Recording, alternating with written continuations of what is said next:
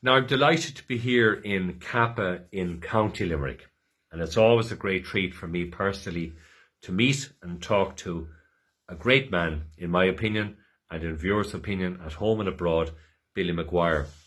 Billy has spent so much of his life talking to people and institutions and media about the IRB, that's the Irish Republican Brotherhood, what it has meant, what it still means, what's going on, the cover-ups, what the Irish people should be really aware of historically and then economically. Billy, it's great to be with you. And you're very welcome, John, and so are your viewers and listeners are very welcome. And I only do this, I haven't any reason to this, but I do feel that Irish people, who are great people, have a right to know their history and the truth of what happened. And it's time now. It's 101 years since our first sovereign Dáil government, and that's important that you should know that. I think absolutely, because there's another man that I've done a number of interviews with, and more to come, is Dermot O'Flynn in Ballyhay in County Cork, and he has uncovered the actual, how would I say, mistruths. That's the word I'll use. By successive governments. Deception on our national debt and the wealth of the country, that we don't have to borrow, but this type of allegiance to certain institutions in Brussels. So he is uncovering that as well, and it links in very well with what you're talking about today, and that you have spoken about so eloquently over the last number of years. I think it's 47 years or so. My father died in 1964. Yes. And he was president. I took over from him. Yes. And I was very naive, of course, and very young in those days. I thought people were very nice and but there's another side to people too that, that is very sad. But we have a great country, we have a great people, and it's time it came out. And I would like to start today by the election. That's the important thing. Okay, very good. For the 33rd Dáil. It's not Dáil Éireann. Dáil Éireann never sat in Leinster House. Okay. Dáil Éireann sat in the Mansion House. And it was my family bought, and that's how I know all these things. We bought Vaughan's Hotel for the Irish and Fenian Republican Brotherhood, Common Amon, the Fenian, Innie, the Herring. They were all the organisations at that time. At that time. You're talking, we're 1858 is when the Irish and Fenian Republican Brotherhood were founded by James Stephens down in 16 Lombard Street in Dublin, and John O'Mahony, the sister organisation in America, the Fenian Brotherhood. Right. And that's why we celebrate St. Patrick's Day, and people don't even know that. Yes. And William Smith O'Brien was one of our founders, and when you go in from Houston Station on the train, there's O'Connell Street on the right hand side. That's William Smith O'Brien's. We commemorate that, and yet nobody commemorates it. Yes. And even on St. Patrick's Day, which is coming up, people don't know why we celebrate or why we have our sovereign seals and correct, and our very and important. Our tricolor. The reason why you're doing it, and we could show you Sam Maguire, and you could show him playing for London Hibernians with the harp sign on their jersey, and that's all very important. But today we have to go to the election because that's what's on, and they called the election anyway. But I asked the politicians, and everybody should ask your politician, what oath of allegiance is your elected TD giving to the state? Yes. And what oath of allegiance is the government giving to the state? And the state is the Sovereign Republic of Éire. And as we started with Vaughan's Hotel, and in 1916 at the GPO, when Padraig Pearse read out our proclamation, which you have read it out many times, we can read it. We can read it again. There was no. We only had a provisional government. Yes. We had to have a sovereign government. And up to then, as I said, we bought Vaughan's Hotel from Mrs. Vaughan for the Irish and Fenian Republican Brotherhood, Common Amon, the Fenian, Innie, the Herring, and all those. Yes. And I have to. It's all right, John. I just leave it down. But also in the Vaughan's Hotel features, though, very, very prominently in all of the setting up and the life of the IRB. Well, Vaughan's Hotel is the headquarters of the Irish and Fenian Republican Brotherhood. Yes, They're a separate organisation in the fact that they're sister organisations. yes, But they were set up, one was the Fenian Brotherhood for America yes, and the IRB for the Sovereign Republic of Ireland. yeah, And that's how they were set up. But what's very important to point out, when you read our proclamation, having organised and trained her manhood through a secret revolution, the IRB, you know, and we are a secret in those days because of the Crown Forces. yes, I mean, if they've caught you, you were executed on the spot. right, And it's an oath-bound organisation. If you want to be a member of it, you have to take an oath of allegiance. And the reason for the oath of allegiance, and the reason that I brought up this about the oath of allegiance, asking all your politicians, what oath of allegiance are they giving? yeah, that's important. That's crucial. Yes. Because an oath of allegiance is that if you, the politician gives that oath, he is then accountable to you, the sovereign citizen is what you are, Okay, and to the sovereign Dáil Éireann government. Nobody else, that's it. You and the sovereign Dáil Éireann government, that's who he's accountable. And so is Leinster House, and so is Dáil Éireann.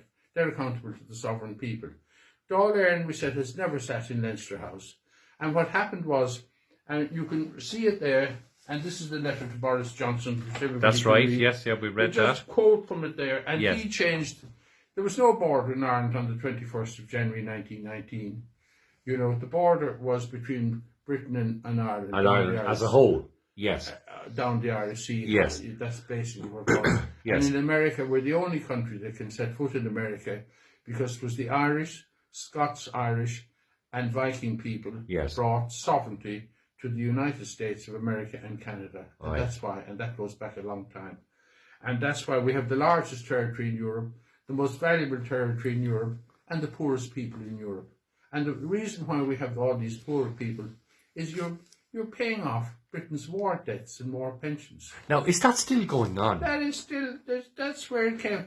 And I said, all those, it was the oath of allegiance that all those, and it's here in that, look, Yes, it is actually. I read that. in, You- that yes, in this letter, which I would send with Boris Johnson's letter to Michel Barnier and yes, Leo Varadkar and all those, and it says all elected TDs in brackets chalk the dollars to the sovereign Dáil Éireann government will have to take the oath of office to uphold the state, the sovereign Republic of Éire, the sovereign Dáil Éireann government, and the sovereign Dáil Éireann courts in brackets Yes. Rocco, as the elected TDs did on the 21st of the 1st, 1919, our Independence Day, and our first sovereign Dáil Éireann government.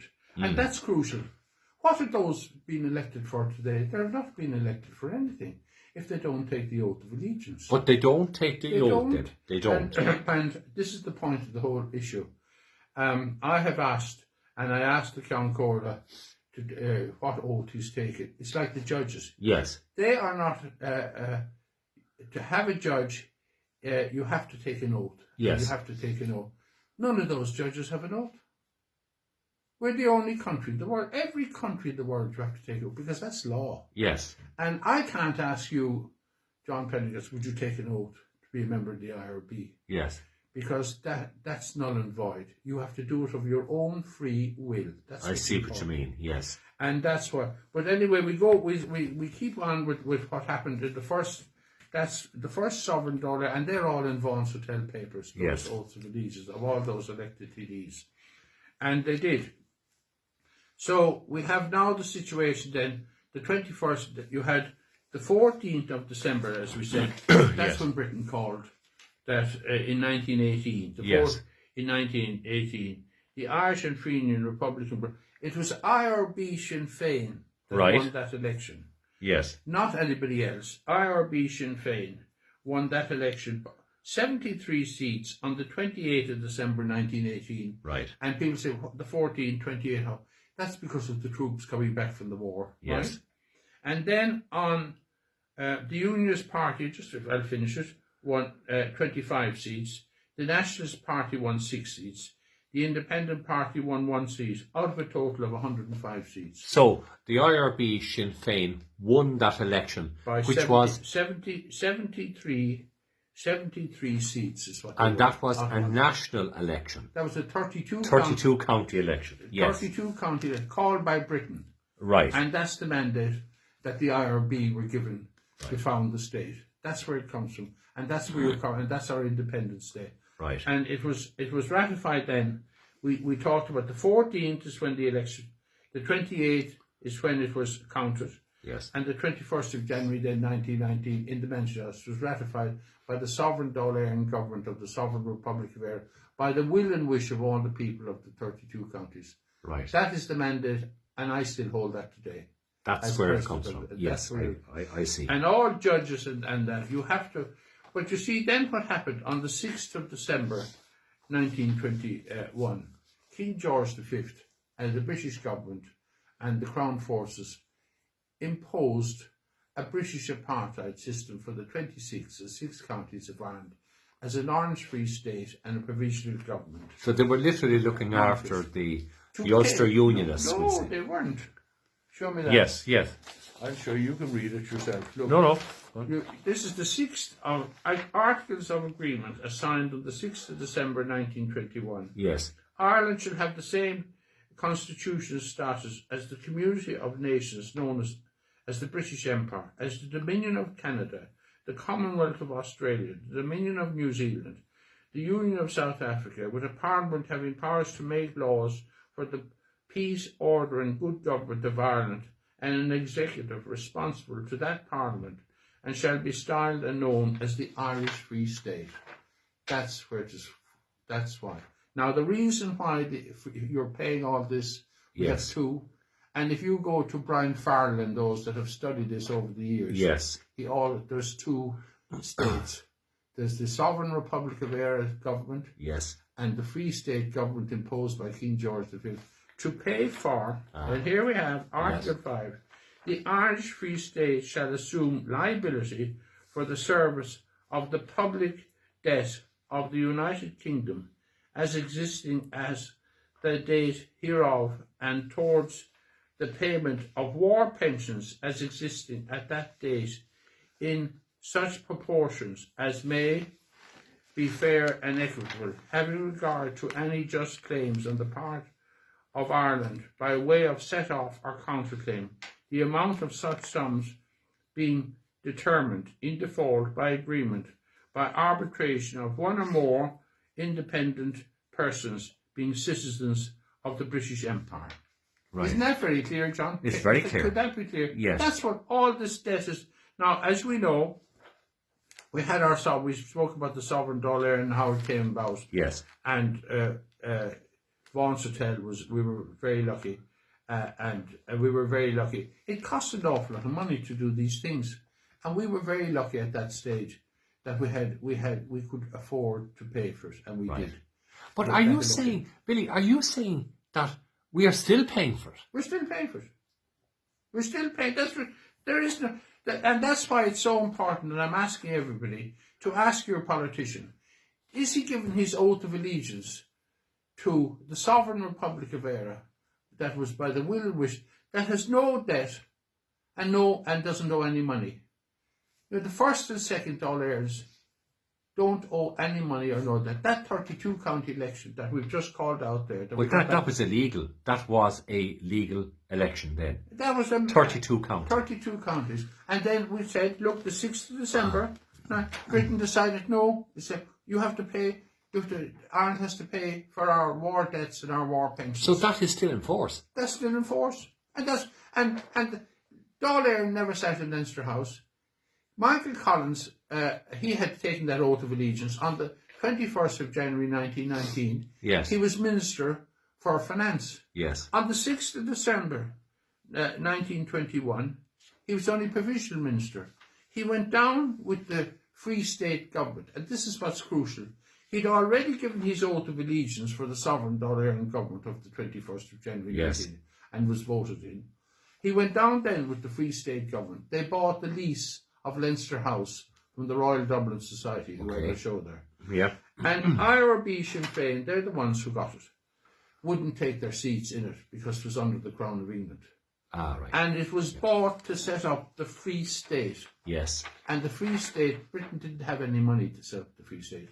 They, well, we'll say, they acquired it from Friends of Irish Freedom. Right. Who had the money to set up the sovereign All-Ireland government and that. And as you know, De Valera, when he went to America. Now, the important thing about the reason why Michael Collins is executed is because of this. Now, in fairness to Michael Collins, now I have no animosity against De Valera you or always Michael said Collins that, or anybody yes. else. I think they were great people in the War of Independence. Yes. But Britain insisted on this debt. Yes. On the Irish people. We have no hand actor part of that debt. We didn't take part in the First or Second World War. No. And why should we be paying and still paying it? Now, in fairness to Collins, he said it would only be for 2 years. Right. And here we are in 2020 and it's still going on. Very good. We're going to take a quick break, Billy, because this is very in-depth and for people out there to understand. And we'll be back with part 2 very, very shortly.